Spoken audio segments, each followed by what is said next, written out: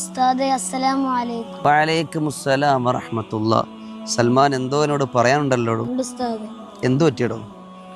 വീട്ടിലെപ്പോഴും ഓരോ പ്രശ്നങ്ങളാണ്. ഒന്നു മാറി പ്രയാസങ്ങളാണ്. ഒരു സമാധാനവുമില്ല ഉസ്താദേ. ഒരു ദിക്റ് പറഞ്ഞു തരാം.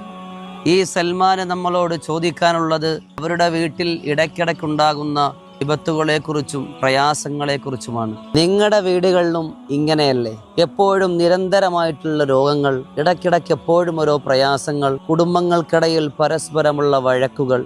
അള്ളാഹുവിന്റെ പരിശുദ്ധമായ ഇസ്മിൽ ഇതിനുള്ള പരിഹാരമുണ്ട്. യാ ഹക്കീം യാ അല്ലാ, തന്ത്രജ്ഞാനി എന്നാണ് ഇതിന്റെ അർത്ഥം. 66 പ്രാവശ്യം ദിവസവും ഈ ഇസ്മിനെ ചൊല്ലിയാൽ അള്ളാഹു തആല വിപത്തുകളിൽ നിന്നും അപകടങ്ങളിൽ നിന്നും പഠിക്കുന്ന കുട്ടികൾക്ക് നല്ല ഉന്മേഷവും അള്ളാഹു ഈ ഒരൊറ്റ ഇസ്മ കൊണ്ട് നമുക്ക് നൽകും.